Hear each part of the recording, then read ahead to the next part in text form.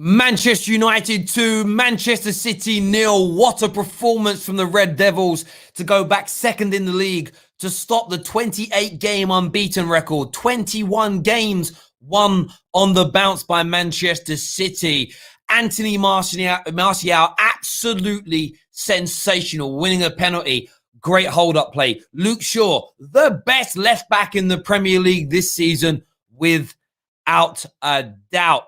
Ollie Outers, what are they going to say today? What are the Ollie Outers going to say today? City played into our hands. I'm disappointed with Guardiola's tactics. I'm disappointed with KDB. Oh, moments of brilliance. Oh, this is just shithousery. What will the excuses be from the Ollie Outers rather than celebrating a wonderful performance? Man United with a better team today. This is the Football Terrace. Smash the living daylights out of that like button. Let's go, people!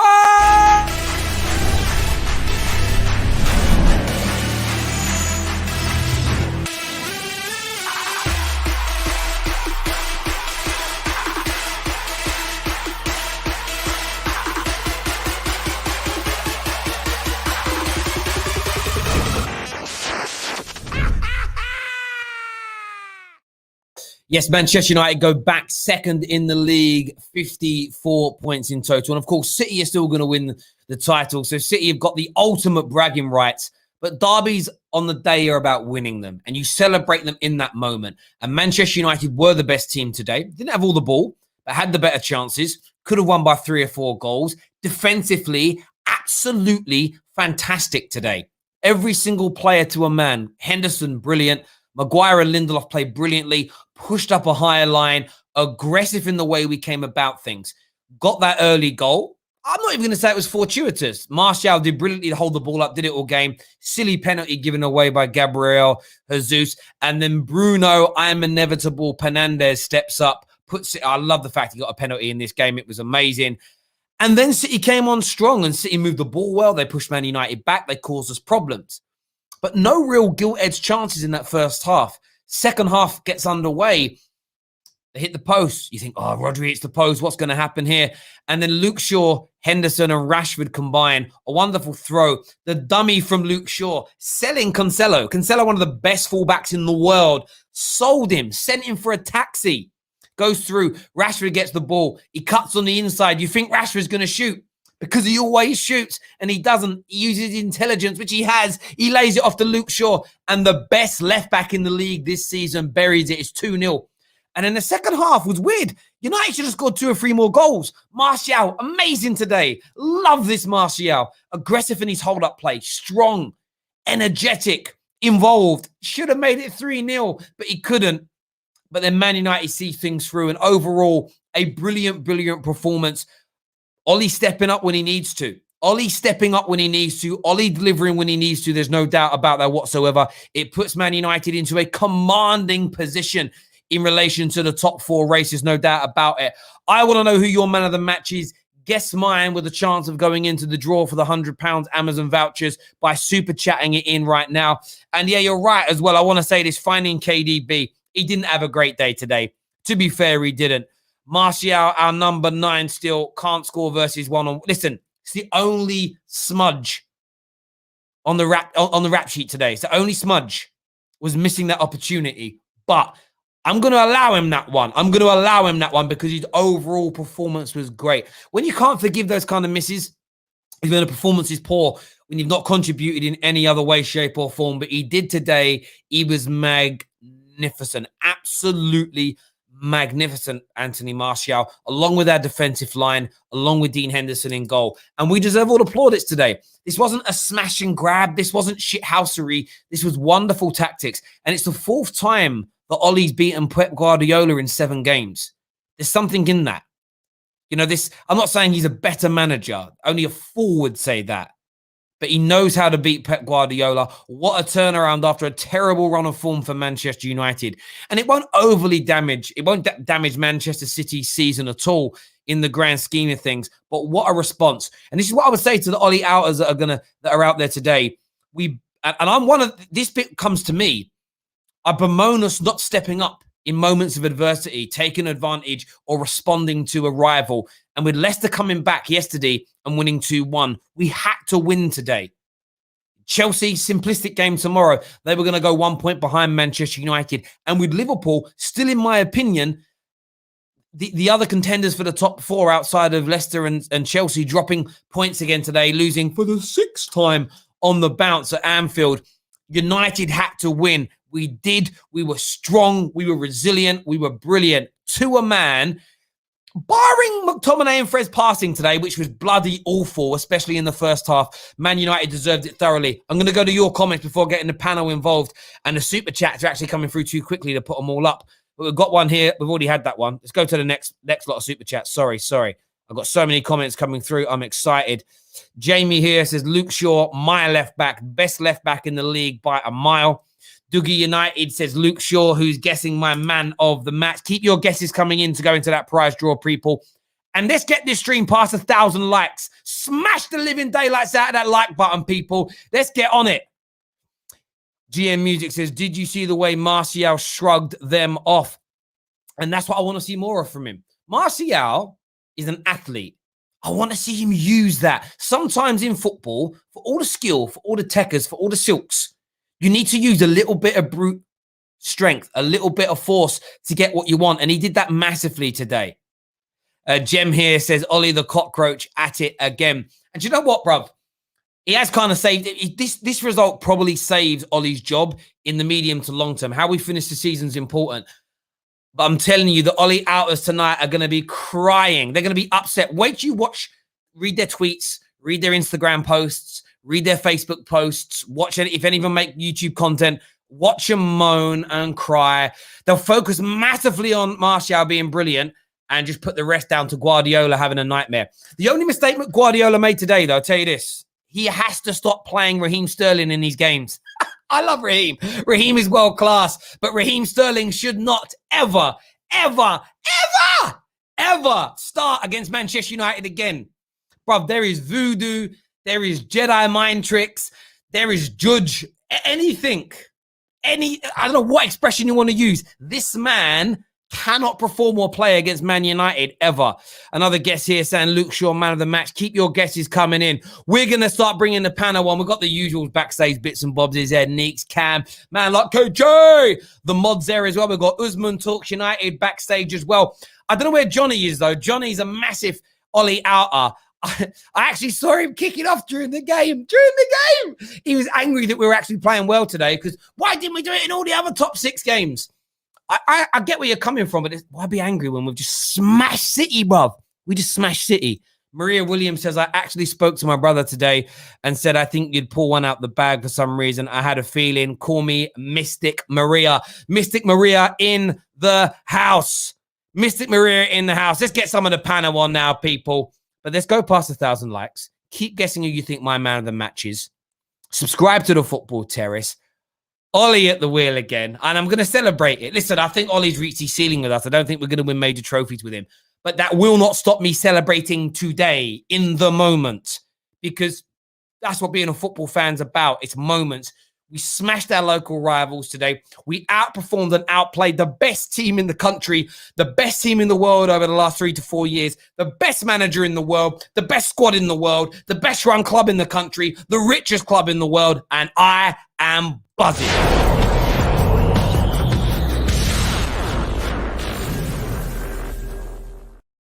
Yes, gentlemen, please. Man United, get done. I need to go first here to KJ. What you saying, bro? Come on. Yes, thank you. United. This team, they always do this to me. Whenever you feel like you cannot trust them, you don't believe in them, and you believe they're going to get absolutely spanked, they will turn up and do a madness. Whenever you feel confident that they'll go and do something, they will drop a stinker. This is just what they are. They are this. I don't know what it is. Right? We know what it is, but people, you can't say we didn't deserve it. We deserved it today. Defending, stupendous. Luke Shaw, wonderful. That got, you know what's funny? Yeah, Luke Shaw did an interview and someone asked him who's the best finisher in the club. And he said something like, well, according to, we're going off by what the gaffer says, I'm actually one of the top finishers in the team. That finished today, excellent. Edison had no chance. Put it right in the bottom corner. Martial, this is what we want from you, my brother. More of this. The strength, the pace, the hold-up play. Oh, listen, the samba skills, the tiki-taka, the way he was doing kiki-ups and the flicks, fam. This is what we want. Should have scored that goal, but we'll forgive you today, Tony. We know where you're at right now. But, yo, we deserved it. We deserved it. No one can deny us that. We deserved it. Absolutely. Neeks, from yourself, mate. I mean, you always Mr. Positive, always Mr. Confident. All I will say is this is how I want us to perform in top 6 games. We're more aggressive today. Was that a better overall performance and more like Man United? Well, I would say it's a better performance than Crystal Palace. Obviously, that for me, as I said at the time, that was probably our worst performance of the season. But for me, we played to a level like this in the Chelsea game, especially in the first half.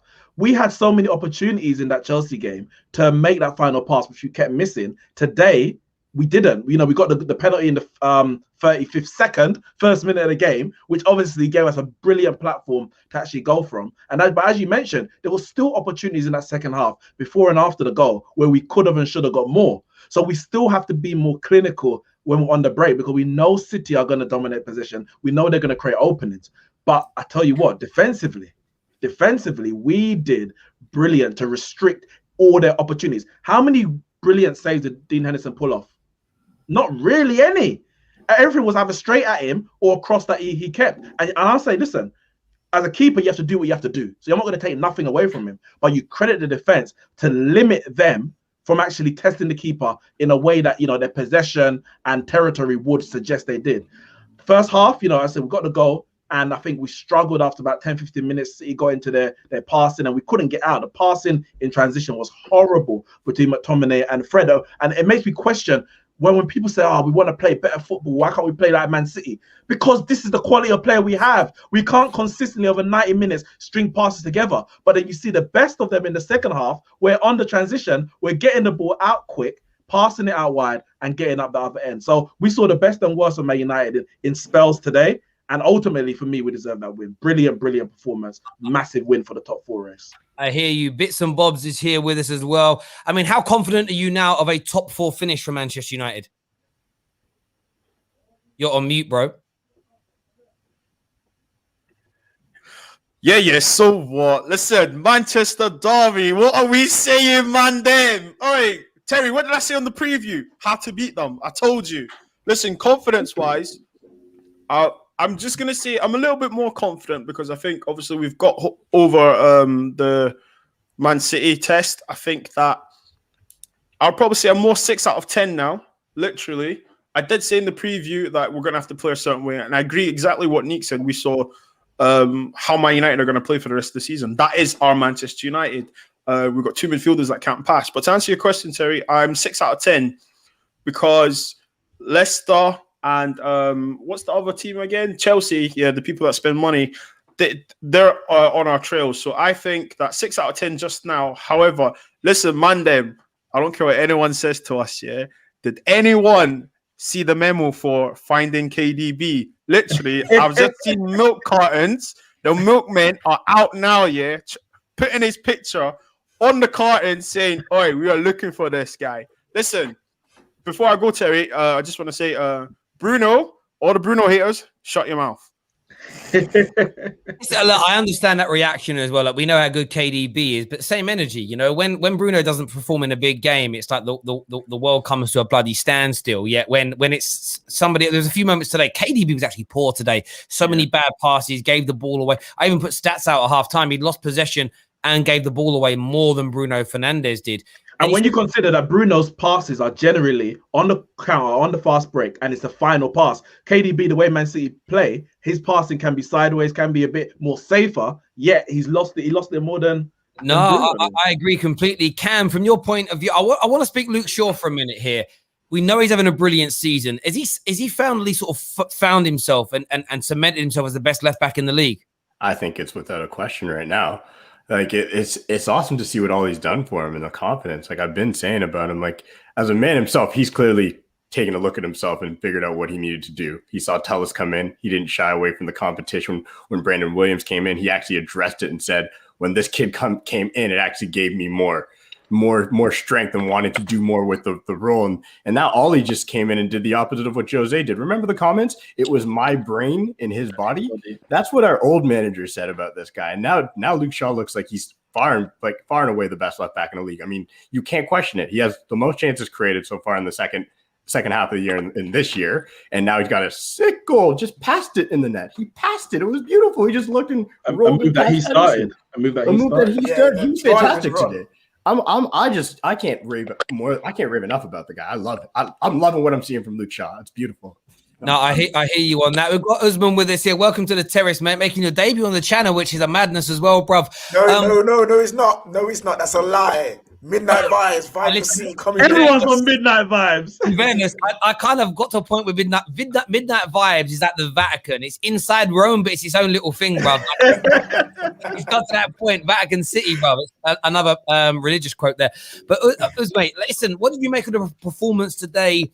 And how proud were you with Ollie's approach and what he got out of his team after 3 terrible performances before this?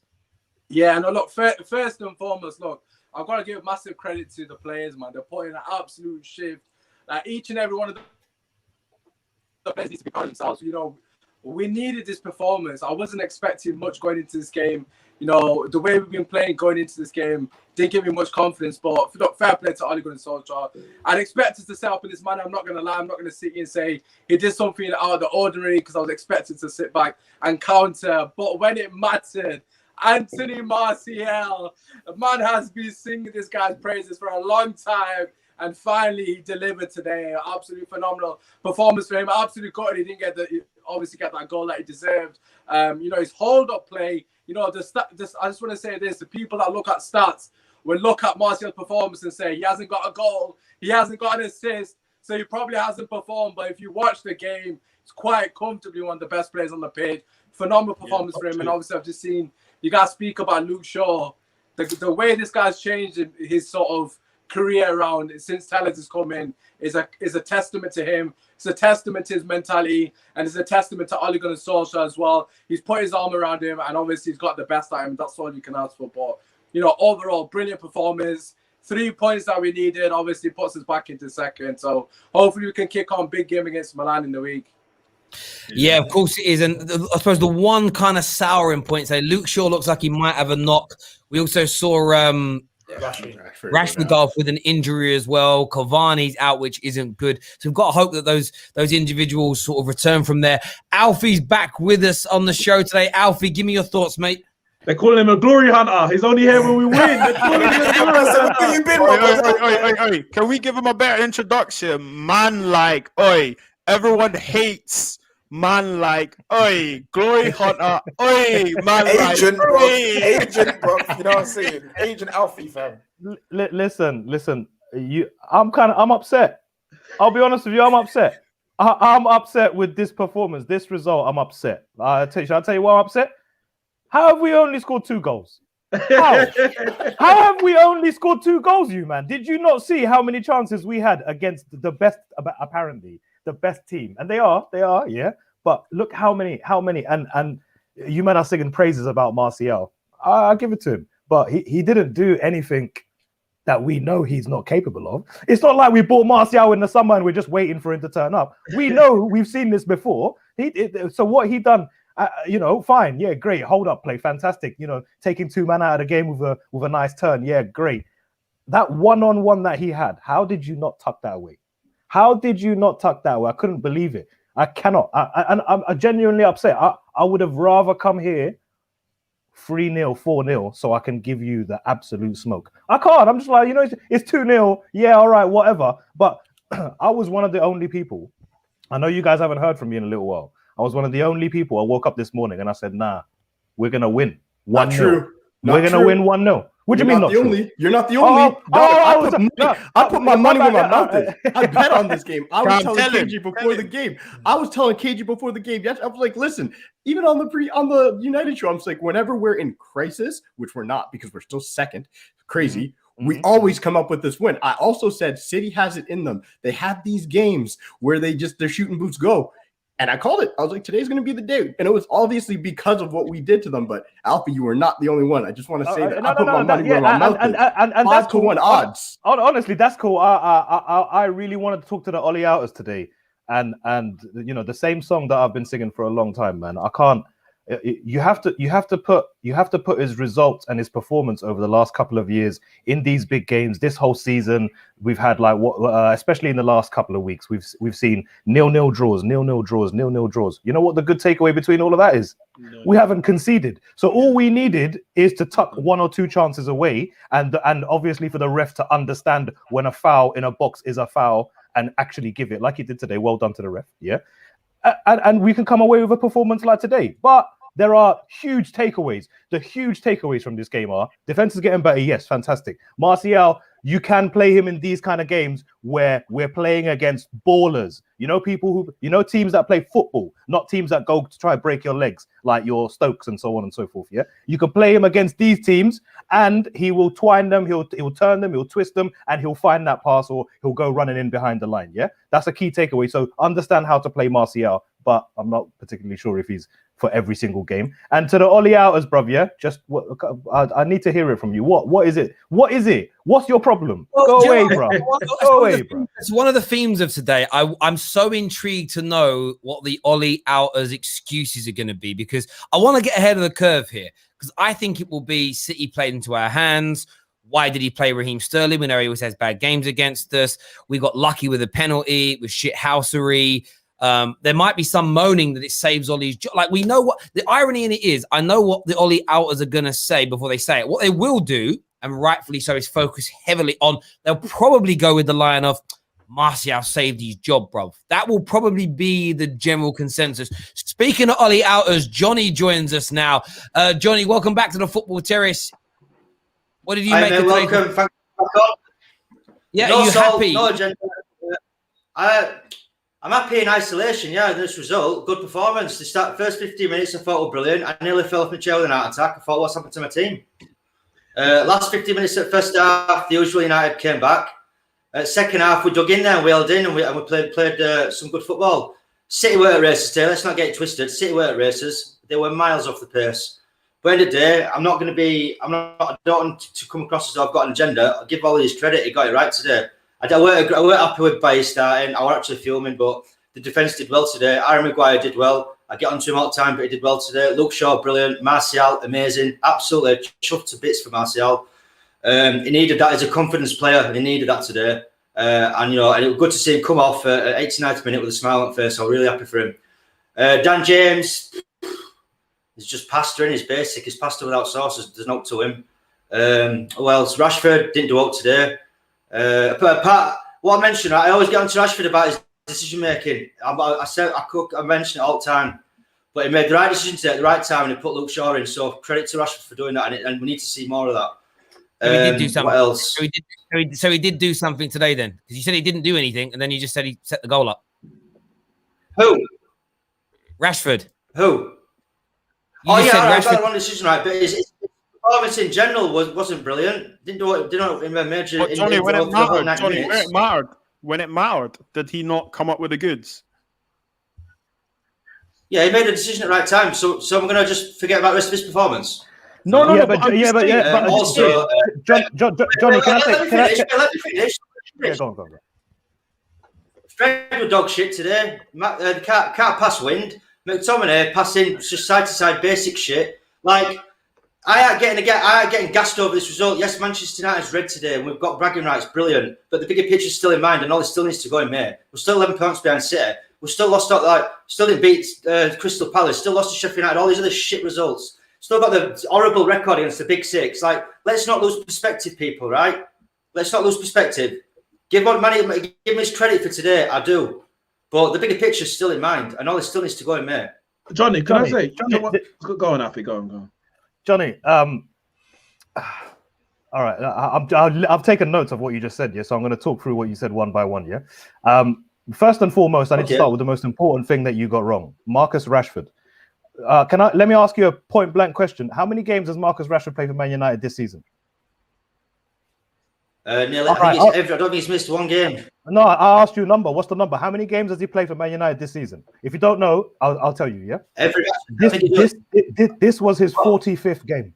This was his 45th game. So Right. I've been hearing for the last 3, 4, 5, 6 games, Rashford this, Rashford that, take Rashford off and whatever, blah, blah, blah, blah, blah.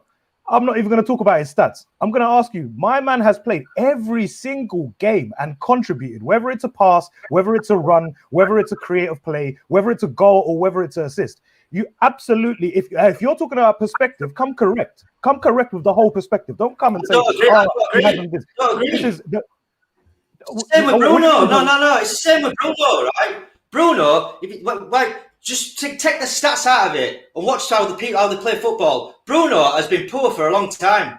He's so careless in possession. It drives me crazy. Honestly, Johnny, so careless. Johnny, can I ask you a question? On today's basis, Yeah. Bruno played better than KDB. Okay, KDB was poor at his standards, right? Hear what you're saying about Rashford. Yeah, we talk about clutch moments and stuff. We say he doesn't release the ball and stuff. He assisted and he contributed to a winning Manchester derby. Now, I understand you have your beef with Ollie and the way we play, yeah? 100%. Like Nick said earlier, if you're watching, Nick said, today we saw 2 best adverts of Manchester United. Okay, we understand McFred, they're horrible. They're not good on the ball. For a team that want to play the ball, we get that, right? We accept that. But the energy you're using right now, my friend, we just beat the team that's probably going to win the league, okay? We are actually chomping on to getting more points on the board to consolidate second position, which at this stage right now is the most realistic thing Ollie can do with this squad. So I'm asking you, right? Why are you not happy right now? Why are you not just enjoying this moment? Yes, we won today, brilliant. But we are where we are. Did you forget? So do I just forget getting knocked out in Champions League because of his fucking ineptitude? I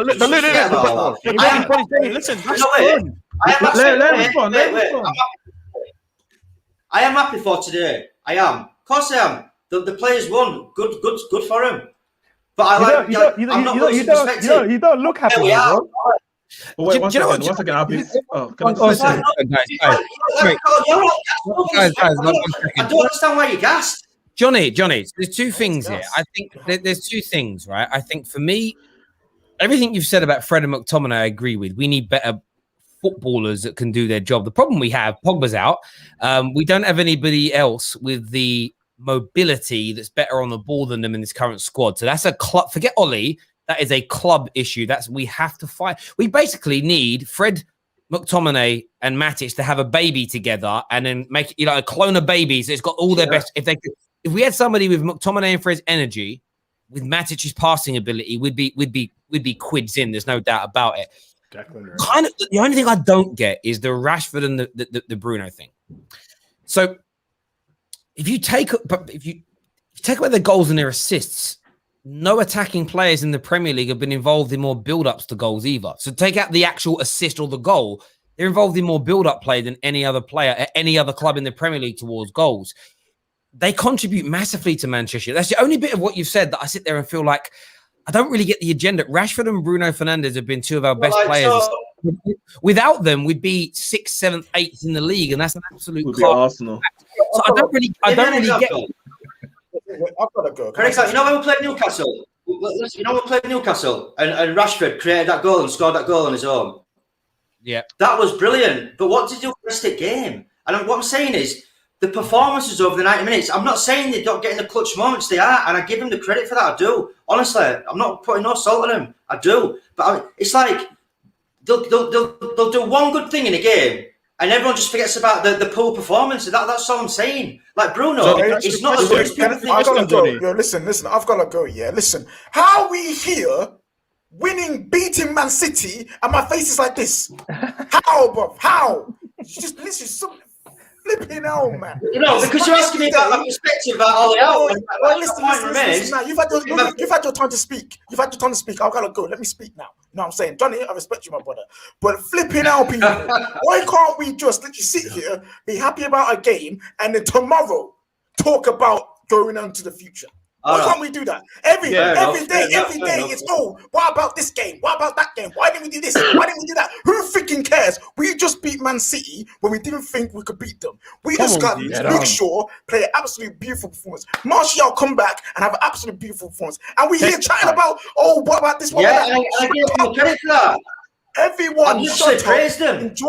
Enjoy the rest of the day. I've got to go eat some kebab and that. You know what I'm saying? Enjoy the rest of my night. Everyone else, stop. Be happy, fam. Thank you, bro. Thank you, bro. Do you know what, look, Johnny? We're going to move on because we're going to go to audience calls very soon as well. I understand your point. I just think the targeting of Bruno and Rashford is the most ridiculous thing I've ever seen. Like I just said, can I ask him a question? One second. We're going to move on to some callers in a minute. I've just said, outside of their goals and their assists, they contribute in the build-up to more goals than any other players in the Premier League. So what I'm saying is they're involved in the build-up to goals more than any other player in the Premier League, cast iron fact. So when you say, what else do they do other than the goals? Well, more than every other single player in the Premier League. My problem, I don't really get more. Bruno's a midfielder. And the only player in world football in the last 13 months to outscore and out-create him has been Lionel Messi. What more do you want? Like, it's a madness today. Like, it's crazy. People are going about losing. Bruno's a stat padder. That's it. No, Bruno. Listen, Johnny. Guys, Johnny, explain what you mean by stat padder. Right, he gets his goals, he gets his assists, yeah? Stats. But when you watch his performances are not brilliant. He's a percentage player, right? I'll give you another example, right? Like Mata, right? We'll just compare it to make it easy to understand what my point is, right? Mata tries to put a ball through 5 times, 4 it'll go through. Bruno, he tries it 5 times, he'll probably get it through once, twice at best, right? He loses the ball so much. And if he tries to force the issue when, like, if he just had a higher IQ, he'd realise that the pass is Johnny, I beg you, let me go first. Guys, 1 second. Pressure. So let me ask you this question though. You say stat padder. Do you not want him to score and assist in these goals? No, right. My point is, right, everyone is gassing him up and putting him in the same sentence as Eric Cantona, and it pisses me off. He's not Eric Cantona. Johnny, so I get that. He's not Eric Cantona. But are you not happy that he's created and scored so many goals for Manchester United? No, obviously, Mappy, because otherwise we wouldn't be where we are. You're like, I don't think I'm articulating myself. No, the stat padder quote is just something that I hear it a lot, and I don't understand it because I understand that we need more creativity. So I would love to have more players with balling ability in our team, like Paul Pogba, like Jack Grealish, like Sancho. But the rarest commodity in football is scoring goals. So we have a player in Bruno that with the right creativity around him can score us over 30 goals a season. That is as rare as rocking horse shit. So for me, it's not about laying Bruno down. It's about elevating the squad that's around him. One of the reasons Pogba struggled in top 6 clashes in years gone by is because the squad and team around him wasn't good enough, and he was expected to elevate and carry a whole team through a game against City, a game against Liverpool, a game against Chelsea when he had inadequacy around him. But yet we don't give that same we don't apply the same logic to Bruno Fernandes. The stat pattern claim for me is weird, and do you know why it's weird? Right. Hang on a minute, Johnny. We played the same system with Lingards and Pereiras, a man like that before him, and they weren't scoring and assisting at the same rate. To act like Bruno Fernandes has not added something additional to us, I think it's a crazy comment, bro. That's the thing. Let me just say, because as I said, when it comes to Bruno and Rashford, we have very little match winners in our squad. Both of those two are match winners. We know the way that Martial plays is different to the way that a Rashford plays, a way that Bruno. Rashford is a Martial. He will take the ball. He'll play probably the more simple pass or do the more obvious thing. Oh, let me pass it to the left. A guy is free. Whereas Rashford or Bruno, it's like, we need a goal. I'm going to try and get a goal. It might be 30 yards out. It might be a first time flick round the corner, X, Y, Z. But we were complaining that none of our players were taking risks before Bruno came in. Bruno comes in and takes so many risks. You might say sometimes he shouldn't take X, Y, Z, but for me, his positives far outweigh the negatives. That for me, it shouldn't even be a discussion about really what he doesn't do, but rather what he does do, because we know how we look before we came in. He's been that influential. You're right. And for me, this is it, right? Of course, there are flaws in Fernandez's game. And I honestly, barring maybe 5 or 6 players in the last 40 years of football, every single player will have an element of their game which isn't great. It's like saying Ruud van Nistelrooy was shit because he wasn't as good at creating opportunities as Cantona or Wayne Rooney was. It's like saying Andy Cole was shit because he doesn't do the build-up play that Harry Kane does. It's like saying I'm trying to think of a creative player. Zidane was shit because he wasn't scoring as many goals as Bruno Fernandes. So you could argue that Zidane didn't have the same goal-scoring ratio as Fernandes, which means he's not as good as an attacking midfielder. Of course he is, because every player will have elements that are more that protrude more, goal scoring, creativity. Every now and then you find someone who's equally as measured in both. And Bruno is there or thereabouts, if I'm being honest. And of course he makes mistakes. At the same time, you slag off the manager having no system, no style, no tactics. Imagine Bruno under a Poch. You know, I think he'd produce a lot more. By the way, Poch and Klopp and Tuchel. And I know you've been praising Tuchel, Johnny, on socials. They all wanted him desperately. So they must see a player in there. For me, it's not about Bruno's shit or Bruno's a stat padder because he doesn't pass the ball as well as I want. It's, why don't we just make the squad better? Add in a Grealish, add in a Jadon Sancho, but keep Bruno Fernandes. Because my question to you is this, Johnny. If you got rid of Bruno Fernandes, who could come in and score the level of goals that he's scoring? Literally no one. Like, who could come in and score goals, Johnny? I'm not, let me answer it in 2 ways. First of all, I'm not saying I don't like Bruno or I don't rate him. I do rate him, but I just don't rate him as high as some of you lot. I do rate him, but it's too careless in position for me. Who's some of you lot? Wait, stop. Calm down, Jesus Christ. It's just, I just don't rate him as high as some of you lot, and that's my personal preference. I'm entitled to feel that way. Right? No, let me just. When you say sorry, Johnny, you're saying that you lot. If I had a magic wand, I'd swap Bruno for Jack Grealish in a heartbeat. See, this is where we differ. I would love. This is where it's crazy for me. Crazy talk. I love Bruno Fernandes and I would love Jack Grealish. I want them both. Exactly. Because you know what happens if you bring in Jack Grealish, you create more. But then we lose someone that's going to score over 30 goals a season. 30 goal scorers cost the most amount of money in football. Why? Because they're the rarest commodity. People that score goals on a regular basis, and yes, I include penalties in that as well, are as rare as rocking horse poo. I reckon we could sit here and name more top quality creative midfielders than we can high scoring goal scoring midfielders. Without a doubt. There are far more creators than there are goal scorers in football. That's a cast iron fact. We know that. It's a madness to me that we live in this weird way. And that's why I'm glad we got to that point. Everybody's either or either. Polarized. No, both. For me, I love Rashford. If we had Grealish creating on the left, Sancho on the right, and then we had a Cavani, a Martial, and Bruno through the middle scoring goals, that's called balance. That wins you more. That even with all these tactics, you might go on to win something with that, because you've got the problem we have at Man United is all our attackers are goal scorers. None of them are creators. So we notice more the mistakes they make. We call it bad decision making. It isn't. It's because their mind is set to scoring. Listen to an interview with KDB. I've seen 3 or 4 times he said this. He says, I buzz, I want to create. My first thought is, how can I create a chance? Rashford and Bruno first thought is, how do I score a goal?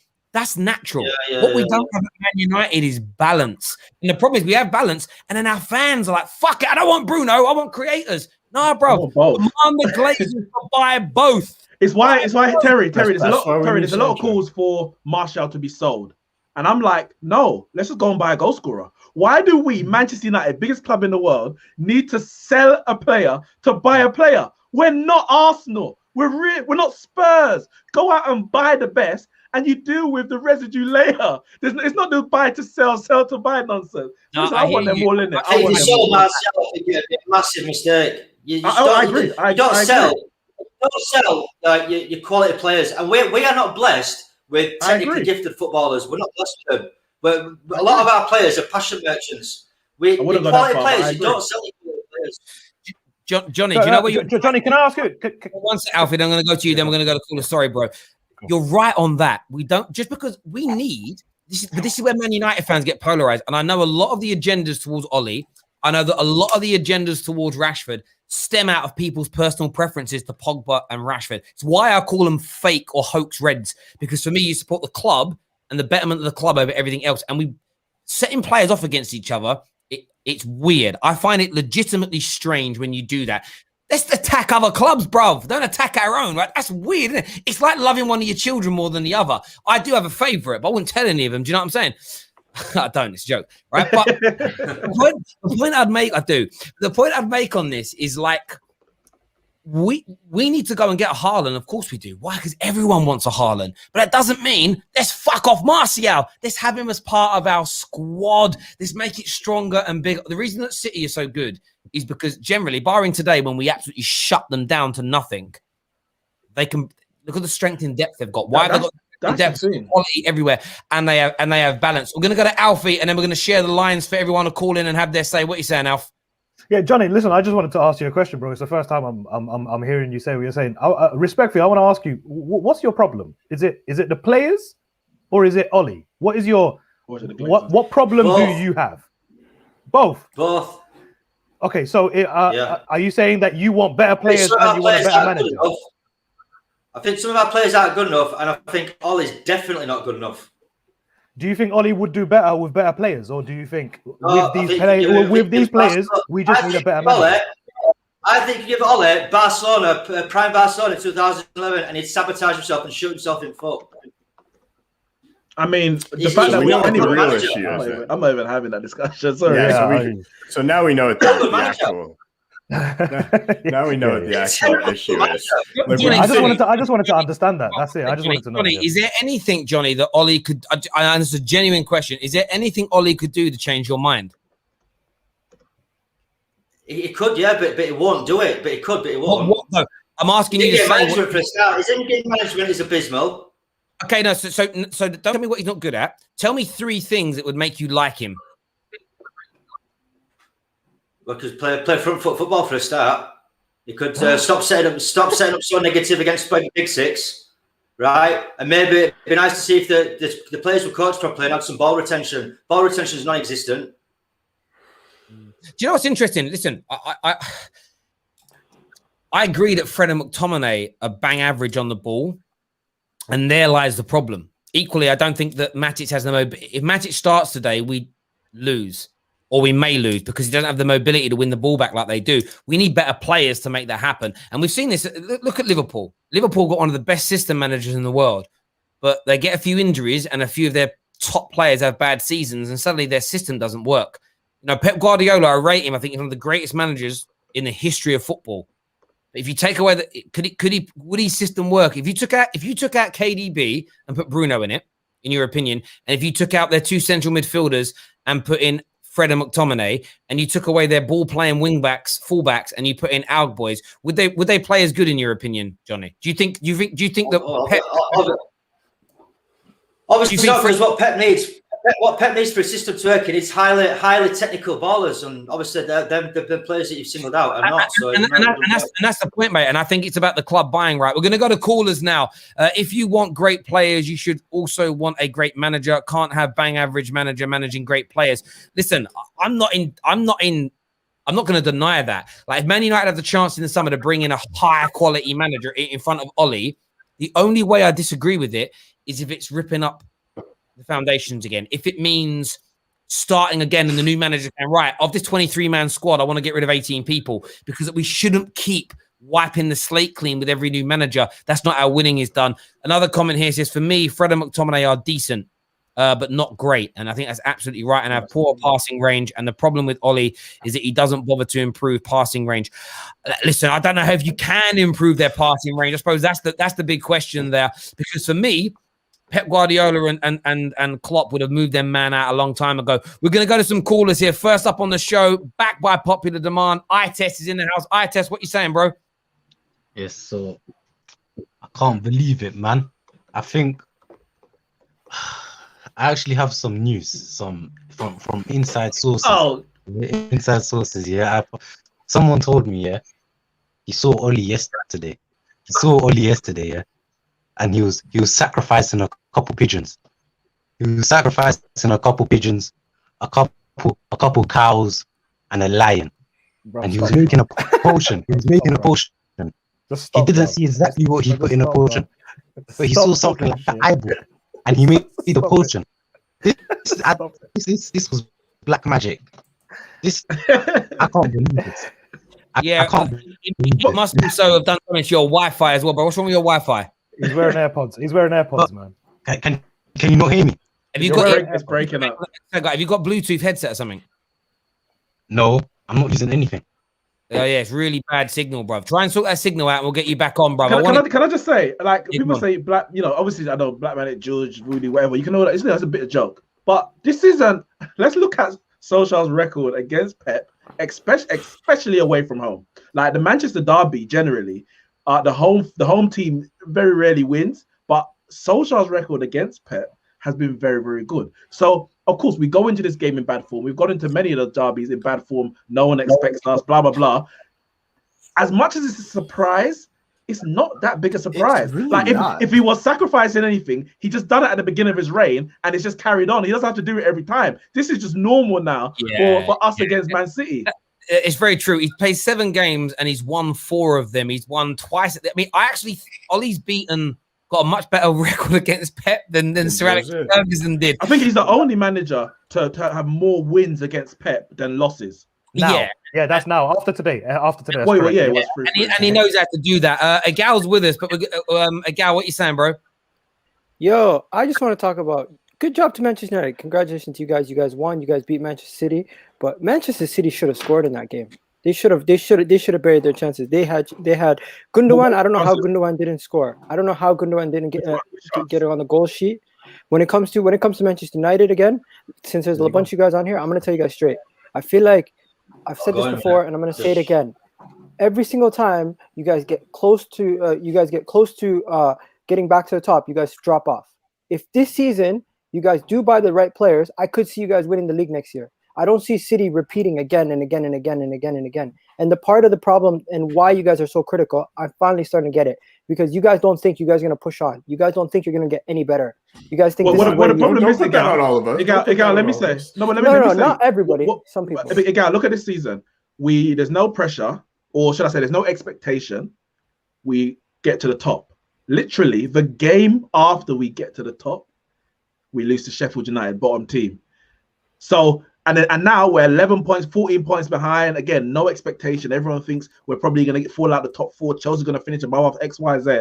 We go and beat City. Now, again, I know we play well against City generally, especially away from home under Solskjaer, but it's the expectation, and this is based on the mentality, should I say, based on what we've seen. It's not like just a pie in the sky assumption that we're not going to succeed. It's just that we see it every time we get to those moments where everyone expects us to do, whether it's a semi-final, whether we're top of the league, whatever it might be, we somehow fluff our lines, and that's why we are not coming gassed, excited to win the league. Let me just say one thing. Terry. Go on. You're currently with the Liverpool team that just won the league last year. You could say you're more constructed for the next 5 years than they are because they have older players and you have the youngest players in the league. Manchester United, I'm not a Manchester United fan, but if I was, I would say to myself, we have one of the youngest talents in the league. The average age of your team is so young. You have so much room to grow. You have so much money to financially back your team to get players in. When it comes down to it, you are set up better than Everton, set up better than us, set up better than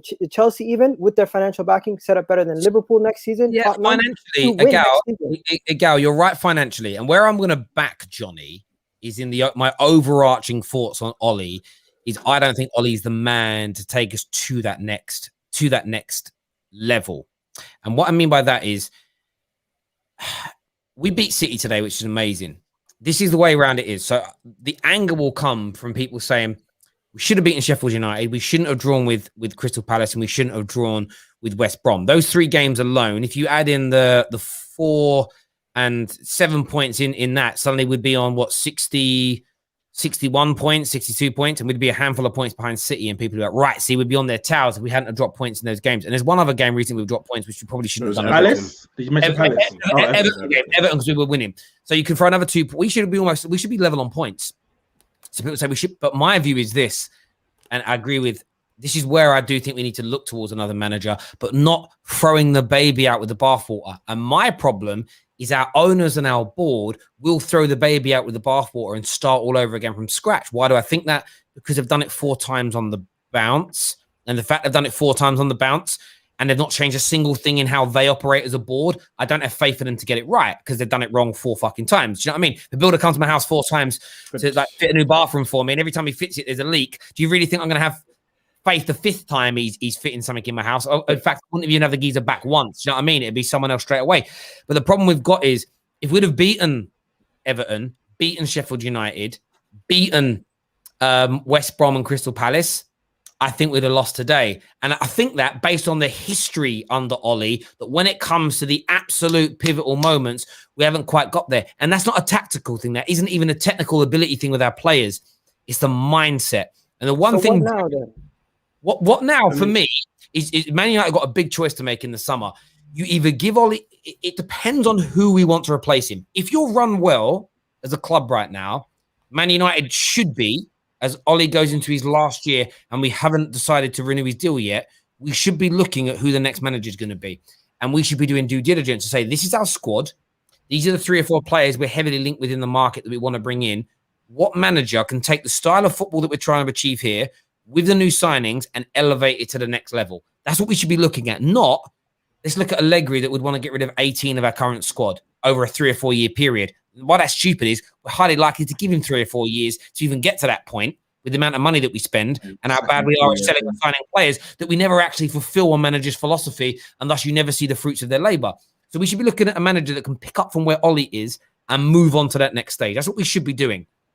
But we're not. And that's where the issue lies. Terry, Yes, to kind of counter what you're saying there, though. So listen, it's all going to be said, in my opinion, in context. When we started losing these games that we should be winning, other than the Everton one, because we were up, one of the biggest reasons we were losing is because we're not deep enough. That's not necessarily on Ollie. It's not having Pogba made such a big mistake. That was the big hole we were missing. If we had Pogba for those games, or even Van de Beek, who's been out now with injury, maybe some of those games go differently. And you're not saying, I don't think Ollie's the guy. I think it's like the context is where we always keep landing is we're not deep enough to really know. Because I don't think any manager in this league can handle big injuries. They can't. Look what happened to Liverpool. Look what happened to Leicester. I don't care. Leicester's going to drop off. I don't care what anybody says. They're going to drop off. They lost major games they shouldn't have. City is the only team that can handle big injuries. Know why? Because they're good from 1A to 24. Every player is. We don't have that luxury. I do understand that. I do understand that. But I've got to be consistent with my opinion here. Liverpool have been impacted this season by injury. There's no doubt in my mind. But they still have a good enough squad with all their injuries to beat Brighton and Fulham and man like them. Hi Mel. They still have the squads to beat those. They still have the squad to beat them. Man United without Paul Pogba, with our squad, should still be finishing off a 2-0 lead against Everton. We should be beating West Brom, beating Palace, and we should be beating Sheffield United. We should do that. Terry, I agree. But yeah. But we were doing that when we weren't near the top of the league. We were beating them teams. As soon as the pressure comes on top, it fades away. And that, for me, is a managerial issue with Ollie. I'm going to go to Johnny, then to Neeks. Yeah, sorry, I've got to go work in 5 minutes, guys, so I'm just going to finish off and leave you with this, okay? When the moments that matter, when it's mattered, yeah, Ollie's bottled it. Like, that's plain blank facts. Nobody can argue with that. When it's mattered, he's bottled it and he's come up short. For whatever reason, he has come up short, right? 3 semi-finals, 2 crunch games at Champions League group stage, need 1 point and he screwed it. Like, forget about the circumstances. When you look back on history, we look at the fact is we come out, right? His in-game decision-making, I think everyone would agree, it's very questionable at best. I think nobody could argue with that. His favouritism is a problem. his lineups, right? Today, for example, it worked out today, right? Why didn't Bailly start? Why didn't Bailly start? He's fit. If he's fit, he starts. Bailly's never He did fit. start, right? Oh, wait. Regardless of the result, I'm talking about the message that you send out at the start. You start your best players. Bailly is our best centre back comfortably, and he didn't start. And it's these repetitive mistakes, in my opinion, as to why I can't back Ole. And that's why I say, my fear is, right, if you give Ole £100 million, let's say he buys, I don't know, Kunde or Sancho, bring a Sancho in, we'll probably get one marquee signing somewhere, and we'll start next year. I honestly believe within the first 10 games, we'll probably lose 5, draw 3, and win 2, or like something obscure like that. And we'll already playing catch up, and then before Christmas, we'll be having to make a decision again. That's my honest belief. But try to look forward. That's where I honestly see us going. And I don't hate Ole, but as a manager and as an objective opinion, I just don't think long term he's going to ever take us to a title or Champions League. And at the end of the day, there are aspirations of where we want to get to. No, so I say, thank you for the work. Yeah, no, I hear you on that completely. Yeah, I hear you, dude. Johnny, listen, been a pleasure having you on. We always want different views and different opinions on the football show. That's why we're here. I'm going to hand over to Nick. Yeah, you too, mate. Take care. I'm going to go to this view for a minute because I need to go to the bathroom. Nick, can you take over? And we're going to add Fixer. And then after that, we're going to have legendary villains on the show. Fixer's on the show. I'm going to the bathroom. Nick.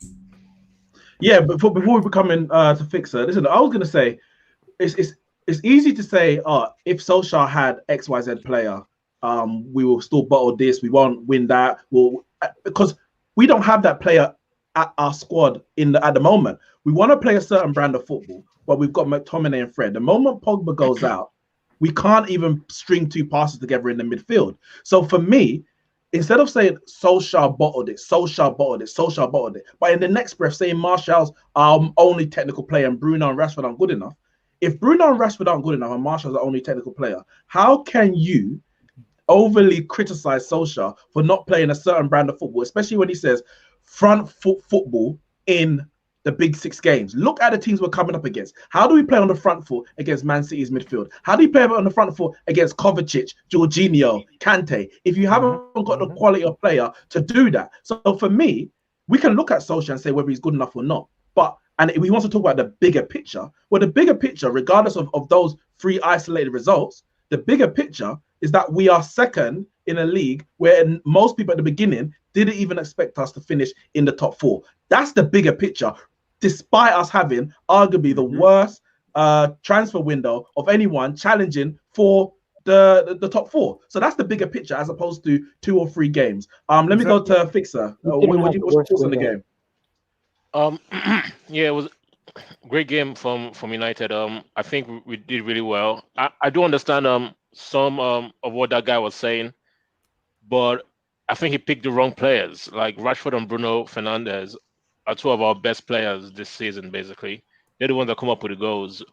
And Bruno Fernandes showed today that he can turn up in big games because he was giving some really good passes today.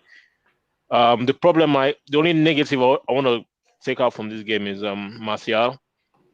I know a lot of people are saying he did well, he held up the ball and all that stuff, but in my opinion, I'm like, dude, you had 2 clear chances to score. Well, this is the thing. I think for me, if you judge Martial, for me, he had a good game. Overall, the 90 minutes, Martial had a good game. But those 2 moments is when you say, this is why we need a number 9. Exactly. This is why Martial, as good as he is and as good as he played, this is why he's not a number 9, because a number 9 finishes those chances, even if they're out of the game for the 90 minutes. When you get that chance, you finish the chance. I mean, I'm sorry.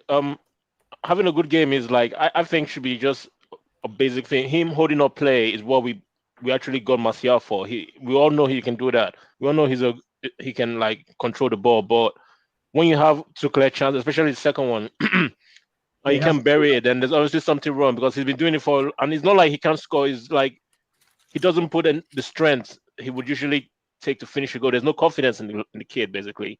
Like you can tell his leg is weak once he is on 1-on-1. And especially even the chance before that, the header, he didn't hit it the way I'm pretty certain he would have done last night. Yeah, but that's because he's not a goal. He's not that kind of striker. And Alfie said it perfectly earlier. Like, figuring out the games to play Martial is turning into, that's what it's turning into. It's like Martial's good enough to be on our squad. He's not good enough to be the number 9 to lead the line. We know that now, which is okay. That's fine. That is completely cool. If Martial is okay with being one of the better players in the squad who comes in and out, like I was watching a lot of European football over the weekend, and I watched a lot of good players come in and off the bench, like for other squads. Like it's really a normal thing for you. If you check Sane's season so far at Bayern, he's probably started half their games. They bought one of Man City's best players, and he only starts half their games. Yeah, Juve didn't start Ronaldo this weekend, right? They started Morata instead because they could. Like Chiesa came out, like Dybala's out, and these teams have depth, and it's normal for teams to just have big, strong squads. I don't get why we have this weird opinion that we just need, like, we get rid of Martial to bring in another striker. Like Terry, you've been saying it. Like, just buy more players and just build a strong team. Terry, you're muted, by the way. Terry, you're muted. No one can hear you. That's why, though, we've become polarized. We've become polarized as a fan base. By the way, everyone tuning in, smash the like button. Let's go past 1,000 likes, please. Thank you very much indeed. And share this on your social media platforms. My view is very much we've become polarized. And people pick a favorite player, and it's all about this. So when we were linked with Haaland just over a year ago, there was he's just a Viking Lukaku. He's overrated. He's a flash in the pan. He's the white this, the blonde this, the blah, blah, blah, that. And it was all from Martial FC because they were like, oh, but it might mean my guy's not the number 9 anymore. And for me, it's like, I don't understand that either. Well, I do, because people pick players that I mean, no disrespect to Cam and Agawan, it's a fucking crazy North American thing that seeps into our game. And I respect international fans from around the world that watch and consume our sport. Why do I respect it? Because it's the best fucking sport in the world, brother. And my league's the best league, and I'm proud of that, right? I'm proud that the Premier League's the biggest in the world, and I'm proud that the sport that stems from Europe is the biggest sport in the world, right? But I'm annoyed about this. I'm going to support a player over a club thing. Martial FC, Pogba FC, Rashford FC. If I run the world, you go to prison for it. For me, it's an absolute abomination to our sport, and it leads to this polarization. If you're a real Man United fan, and we had the chance of signing Haaland, all you should think is, I'm so excited about Haaland coming to my club. Well, what about Martial, Rashford, and Greenwood? Well, they can fight it. I would think of that scene from Batman, The Dark Knight. You know, when the Joker breaks the pool cue in half, so they've got space for one person. Fight it out, boys. Like, not literally kill each other, but that's how it should be. It should be there's one place left. You two, man. Yeah, look at Luke Shaw this season. How he stepped up because Terrace come in. Terrace is a baller, bro. Terrace can't get a game. Yeah, Terrace can't get a game. Let me say about Terrace, right? Terrace in the summer, every single fan base phoning up this show that was looking at left backs spoke about Terrace. Liverpool fans, Chelsea fans, United fans. He could do this. Everyone, City fans, they all phoned up and said they'd love him at their club. Was Porto's best player? They all spoke about how much Terrace would improve a team. The man can't sniff a Man United shirt at start of the minute. Why? Because Luke Shaw stepped up because of the competition. It's elevated us. Now, if we had, and I agree with Johnny to a degree in certain areas, if we going forward get a better manager in and keep improving our squad, all that means is we're going to do better as a football team. I don't trust our owners to do it, which is why I won't allow myself to get gas. Listen, Fixer, great call as ever. Next up on the show, we're going to have strongest villain. Legendary villain is here. What you saying, bro? Hey, how you doing? Mate, I love that voice. What you saying, brother? How you doing, man? I'm good. You? I'm good. You want to talk about the game? I think. Okay, I might pause. Are you sure you want to talk about a game, or maybe you want to talk about something else with him? That's what he's asking you, you know. No. It's just, with that voice, you could talk to me about. You could read the phone book. You can get a sound good, brother. So it's just there's some things that I think your previous caller said. Was it Johnny? Which I think the panel was kind of disagreeing with, but he actually made a lot of sense. But just from this game standpoint, I think Solskjaer changed the tactics of us actually pressing City, which was something I did not expect him to do. So I give credit where credit is due. I give credit where credit is due. And also the fact that he decided to actually play Daniel James on the wing in this game, which I'm not really a fan of, but things actually worked out in the game. Now, could City have scored more goals in that game? Absolutely, but that's not what we're here to discuss. We're here to discuss about our team's performance. Obviously, Terry, as you know, I'm not a huge Ole Gunnar Solskjaer fan, but just from today's game, I have to give credit where credit is due and say, yeah, well played, and I'm glad for the win. I think we could have scored more as well. We created more big chances than them. They had the Foden one, which I think he should have scored, definitely. The Gundogan one, the ball was under him, so it wasn't easy to get that kind of shot away. But for me, we got the 2 goals. One was a penalty, but we had Martial. Martial had 2 clear chances to score when he missed, and we still scored 2 goals and kept a clean sheet. So said City. Well, the people would say that City didn't play well. I think our defending. Our defending in these games, especially against City, we defend very, like Wan-Bissaka. Sterling does not get any change out of Wan-Bissaka, and you have to credit Wan-Bissaka for that. Luke Shaw, we're saying he's one of the best left backs, if not the best left back the best left back in the league this season. You have to give credit. Maguire and Lindelof, I mean, at no point were they really exposed. So you credit them for their position, etc. But also defensively only, really, you can credit McTominay and Fred. I think their transition was poor. Yeah. But I think we were the reason why City only created 2 big chances. And that point needs, again, what Ollie Outers will say is City had an off day. They played into their hands. They won't credit the fact that we have a system that nullifies them. And do you know what? I agree, again, with a longer term view, I agree with what people like Johnny say. I wish we had the ability to outplay them. I wish we had a manager and a squad that meant we could outplay teams, have more possession, create more chances, and be the aggressor.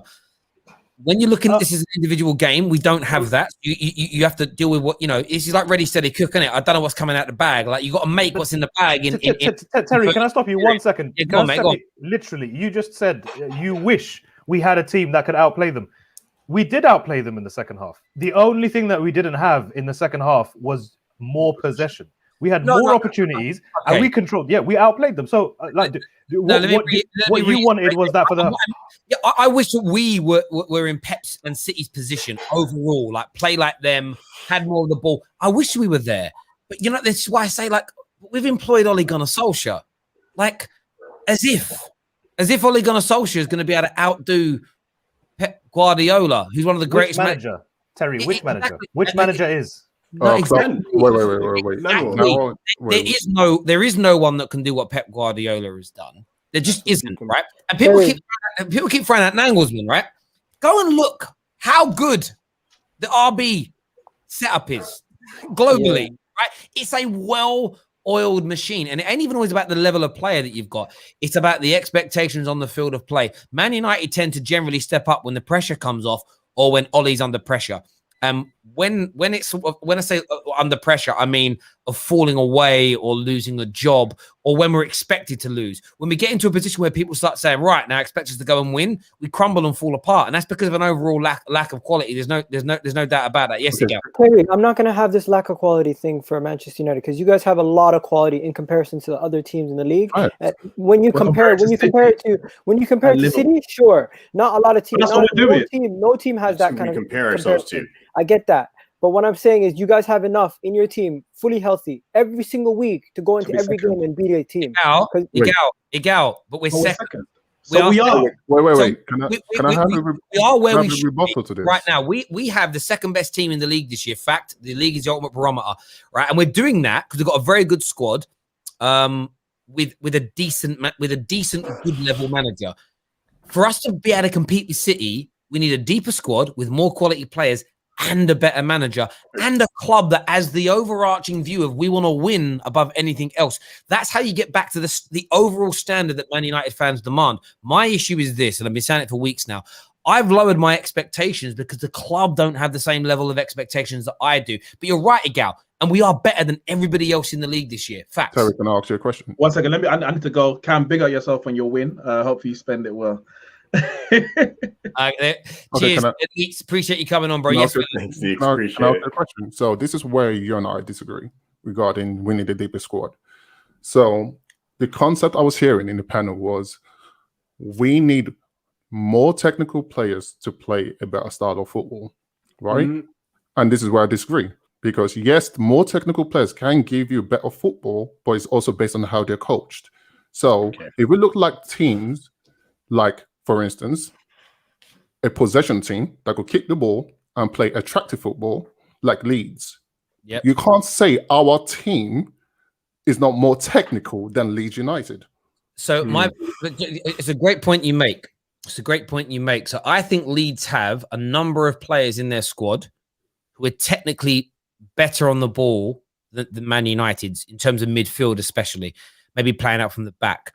But they have that. Hang on a second. But what they don't have in multiple positions is players like none of their defenders are as good as our defenders. So they might have some defenders that can play better out the back. But when you look, it's about multiple attributes, right? And if you look at this like it was a computer game, I think if you were to like rate out of 20, like a lot of Leeds' players, a lot of Fulham's players, Palace's players, some of these guys would be those individuals that are scoring 15 pluses on passing ability, on ball retention, maybe even on decision making, like as a defender.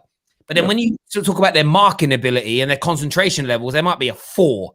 Right, so they can play really beautiful looking football, but they make a lot more mistakes. They leak more goals, and they don't have the same. I know, but we're not talking about that. We're talking about attractive. No, we are talking about that. We are talking about that. So for me, what Man United need is players with brilliant to be top of that tree like we used to be. And you can always have 3 or 4 passengers within your squad and a couple of passengers within a game that are slightly below that standard. And Man United won multiple league titles with John O'Shea's and Wes Brown's and Darren Fletcher's and Henningberg's and David May's and Jasper Blomqvist's, to name a few. Jordi Cruyff's, Karel Poborski's, and I can keep going, right? You can always get away with 1 or 2 when you can about quality. What you need to win titles and or to stay competitive on an even kill for 10 years is quality and output together. That's what City have. That's what, up until this year, when Liverpool gone to the ball, that's what Liverpool had. They had quality on the ball, but mans that would deliver in their positions.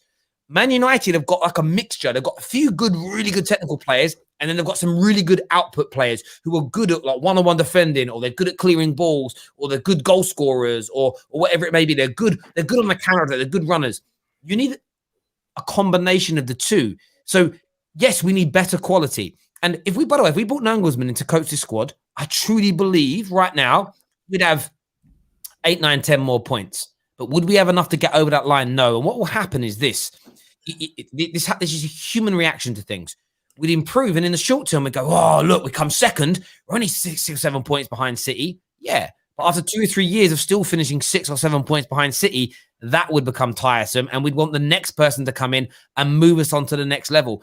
It's just how we operate as people. You know, we've always been the same as human beings. No matter how much better services get, speed gets, we always want more. Until Man United, until Manchester United continue to invest in a squad and in management. By the way, I want to make sure I say that we continue to invest in a way which is we're moving in the same direction all the time, and we're not kind of wiping the slate clean with every new manager. So we have a club approach and a club plan to buying and recruiting. We're never going to get over that line again. And that's my problem here, because I just had this horrible feeling that we could get rid of Ollie and then we'll go for a manager, like I've said already, that wants to get rid of 18 members of this squad. And then we start from square one again and we never fulfill our potential. So I have a question for the brother below then, because, I mean, I just was listening. And so would you say that the squad this year, and remember Bruno was bought in January, is better than last year? Yes, it is. So based on that, would you say we're not playing better football with the same manager? We're not better football? We're not playing better football. If an example would be, we use the exact same style of football. Have we scored more goals and created more chances this year? Facts. We have. Yes. I'm just asking. I'm asking directing. Yes, but creating chances doesn't mean you're have we so far gone as far? I mean, we still have 2 competitions, right? Everybody's talking like we haven't made a final yet, but we went as far as we went in the League Cup last year, and we came in front of who? Who beat us out of the League Cup? Wasn't it Chelsea? No, it was Manchester City, who is the best team in the league, who's probably going to lead the competition. So from what I'm hearing from you saying, which is kind of wild, you're saying, I don't believe that if we had better players, which we've already proven in 1 year span, that we would be any further along.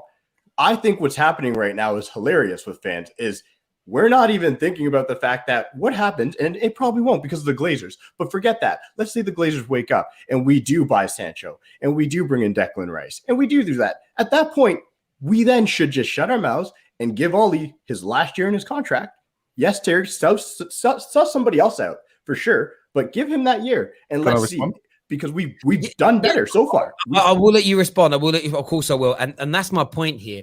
It's about not rushing. So back to a gal's point from earlier, it's about not rushing the next move. So if we look at Nanguzman, and I'm just using him as a prime example, he's the guy that's going to take this squad that the club is building under Ollie to that next level. If Nanguzman isn't available till next summer, we should stick with Ollie. I never refuted that. I never refuted that.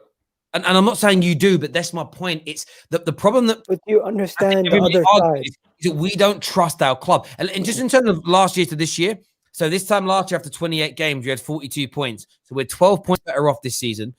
We only scored 42 goals at this stage last year. We've scored 55, so we've scored 13 more goals. People keep saying our defense has gone backwards. We conceded 30 goals at this point last season. We've conceded 32 at this point. We would have been third last year on this amount of points, where we're second this year.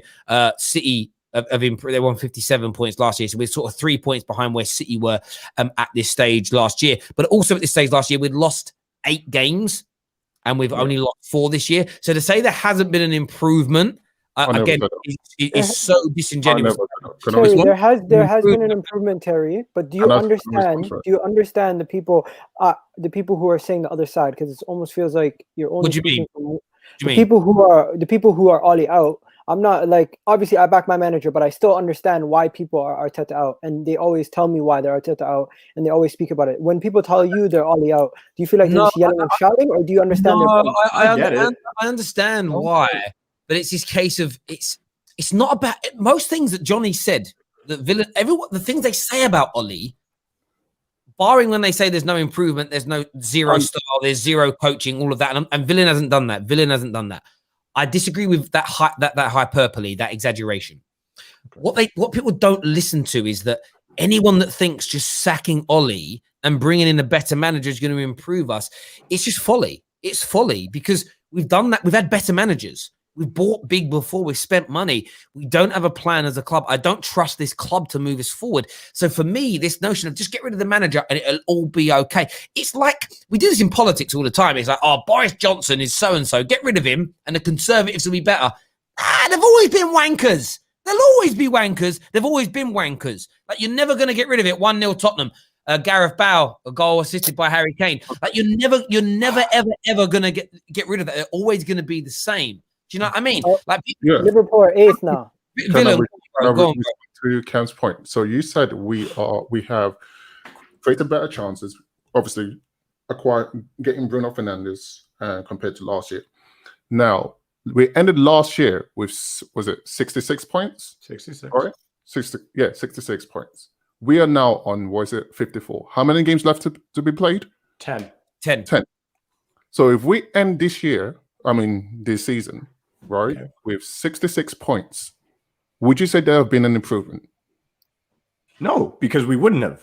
But obviously, based on your logic, unless we win 2 trophies, unless we win the trophies, like unless we want your logic, again, so we have to judge it at the end, and I think you're right. At the end, why are we judging it now? No, I'm asking. No, you're right. If we gauge bro, I've said this on so many streams. I'm talking about today. If we collapse at the end of the season and end up with the same or less points than last year, then we haven't progressed overall. You know, it's not. You know, I always say this when I to young men that start dating women, and I'm saying, listen, it ain't about how you start, it's about how you finish, right? And it's very true. It's not about how you start the night; it's how you finish the night with the lady. Do you know what I mean? You know what I mean? You got to give her a 2 for 1 always, right? Whoa. What do you mean? Whoa, there's nothing controversial about saying that. Make sure she does twice before you do. That's all I'm saying, boys, and she'll come knocking, or the other way around, whatever your preference. But the point I'm making is, if we don't finish the season improving on last year, then we haven't improved. But what if we do? What if we finish the season 14, 15, 16 points better off than last year? Would you admit that we've got better? No, but you just said you're second. No, I said we have gone better. However, I need to judge Ole's or how we finished the season for me to gauge my thoughts on giving Ole another season or getting. I agree with that, but I'm saying at this stage. But I'm using your logic, right? Your logic is right now we have improved based on chance creation and blah blah blah blah. However, in my opinion, the league is poor this season. Oh Hence my why- God. Wait. No. I won't let you finish that. I'm sorry. Wait. Let Yeah. me finish. The league is poor this season. Hence why there's no excuse for us not to have higher points than I need last proof. season. I need proof. What? Okay. Why is it poor? Why is it poor? No, I yeah. need proof. 1 second. I need proof. Why is it poor this season? Proof, please. For instance, Liverpool are not the same as they are last season. Who cares about Liverpool? You said the league. No, the league. We're not talking about wait. We're not talking about who cares, because you asked me, right? The league. Yeah. Why is the league not the same as previous? And when Liverpool is not the same as last season, right? Is Liverpool the league? Hang on, one asking second. about the league? Answer the question, bro. Liverpool are not as good as last year. But Aston Villa's better. But hang on, but City are light years better than last season. Yes, so Everton are better than last year. Yes. Southampton are better than last year. Okay. West Ham are better than last year. United are better than last year.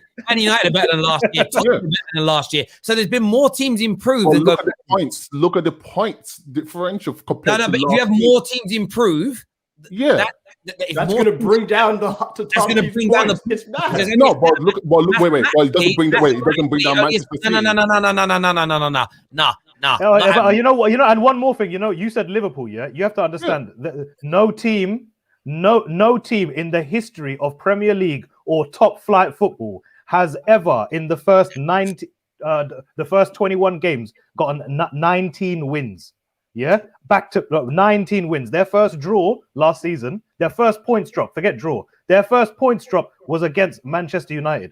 You're talking about a freak season last season. Yeah, they were good. They deserved it. But don't use a freak season. Okay, what about the season before? As a barometer. But also, this is the thing. This is where this is when I'm going to calm down. Okay, go ahead. Yes, in terms of, I've been doing this for a long time now on the Football Terrace. I've been doing the Football Terrace for 4 years, the first YouTube channel ever to cover more than just one team. And every single season since City or Liverpool have run away with it, everybody tells me it's because it's a poor season. So last year, I had a lot of rivals of Liverpool tell me, Liverpool are only doing it because it's a poor Premier League. And I said, no, it's because Liverpool have been sensational. They've been relentless. They've been amazing. Like, this praise Liverpool. This year, Man United improve, and it's not poor league. Every the team does well. That's what I said. I never said United improved because of a poor season. I said, in my opinion, I didn't say United improved because of poor season. I said we've just improved in terms of basically creating chances and obviously having a better player like Bruno Fernandes. So obviously, that's how every team improves. Man United improved. Man United improved in 98-99 because we brought in Yap Stam and Dwight York.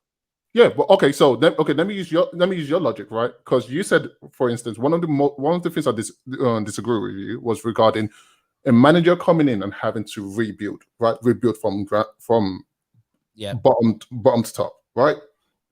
Selling lots of players and bringing in his own players. So what happened when Mourinho was fired and Conte was hired? Because he didn't start from the bottom.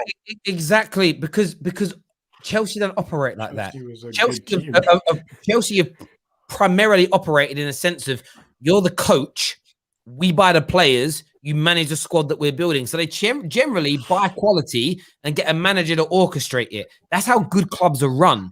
Man United don't. Man United, each time we've employed a new manager, have given that manager complete anonymity and said, you build a squad, you change the diet regimes, you change the coaching. LVG even put new trees in to stop spies from watching us. You manage the club in your own image. That, for me, in the modern day world, is never going to yield long-term results.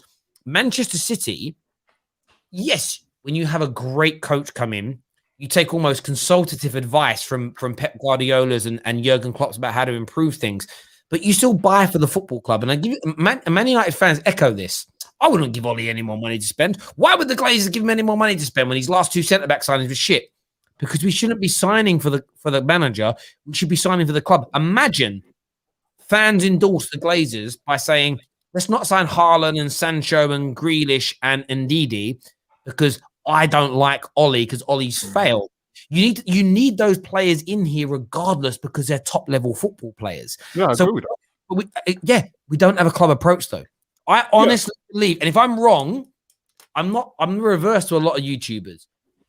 I will only be happy about Man United being wrong about Man United if it yields positivity for us, right? Absolutely. I truly believe if we sack Ollie and bring another manager in, I truly believe within 2 years, 80% of this squad will either be gone or be sitting in the reserve stature, in the reserves or in the stands, like Phil Jones is right now, because the new manager isn't going to want them. I don't think there's an approach and there's a structure and there's a culture that is built for one manager to come in and improve from where the other guy is. Where City are going to struggle is they've built for 11 years for a well, he came in before 11 years. They built for 8-9 years for a Pep to come in and take them to the ultimate high level. If Pep would have come in after Mark Hughes got sacked, they would not have produced the same level of football as they are doing now. It's taken them years to get there.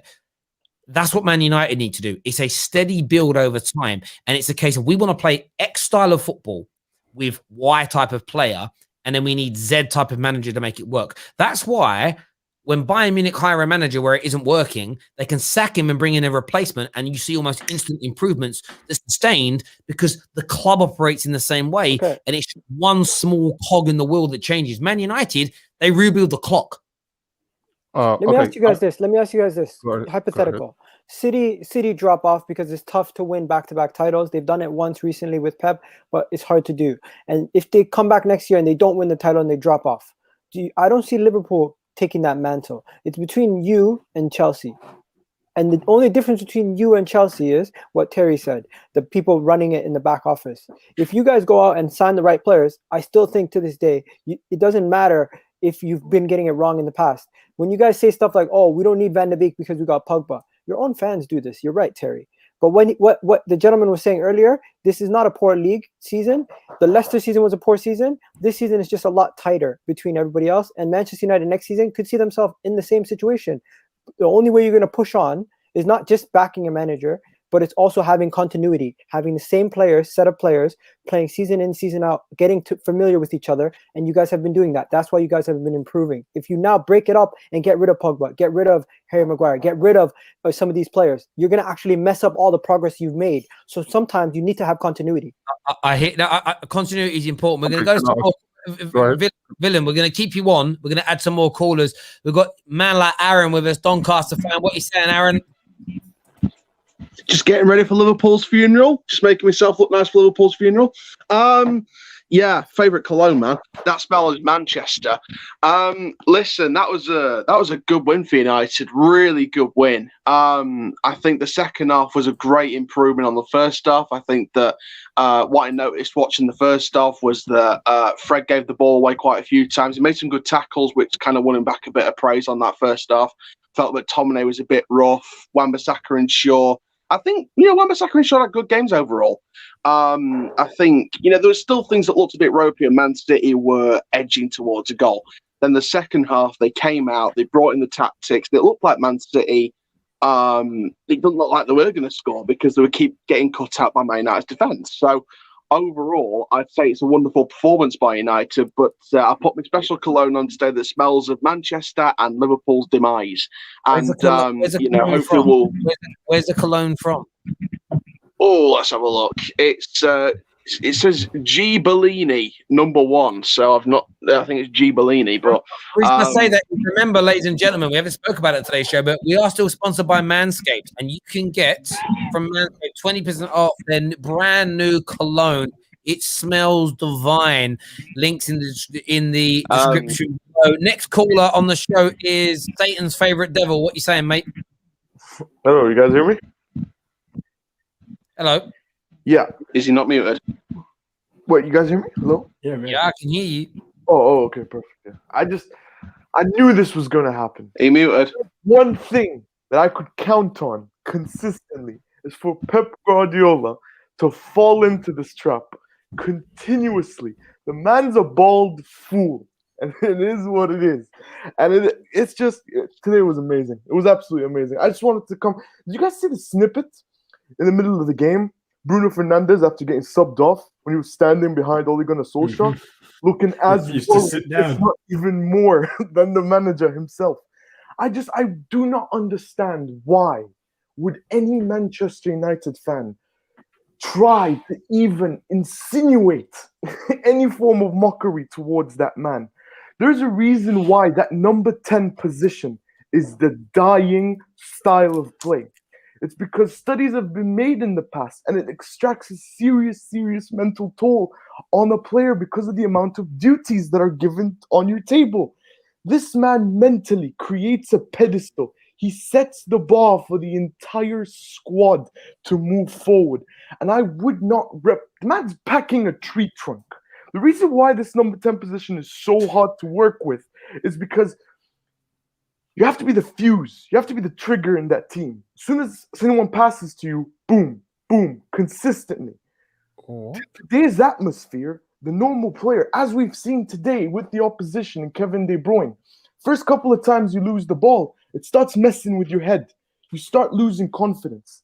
Not Bruno.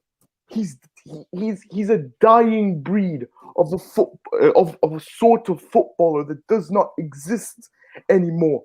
I have never seen a man. Do you know what's interesting? I think the biggest reason that Bruno triggers Ollie outers is because they feel like he's keeping Ollie in his job. Like that's kind of it. That's one of the only. I've never met a player that's contributed over 55 goals in the 60 games he's played for a club get slagged off, and I sort of get the point. You always want it to be better. Do you know what I mean? Like if I won £10 million in the lottery, I'd have loved it to have been 20 million. But I'm still kind of cool with that. Listen, gents, I appreciate everyone who's come on. Can I make one more point about Terry? One more point about Bruno. What I will say about Bruno is he's so crucial in the attacking third. What I've seen in numerous games, he's been crucial this season. And I'll reference my team. James Coppinger's been at Doncaster for 17 years. But there's other additional attacking credits that will help his game. Like Bruno has Rashford, Martial, Greenwood, Cavani. Like James Coppinger has your Taylors, your Sims, your Okonabiris, and Bogles. It's a team play that will help the individual. So hopefully, fingers crossed, James Coppinger turns into Bruno Fernandes on Tuesday against Crew. Nah, listen, I hope he does that for you, mate. I really, really do.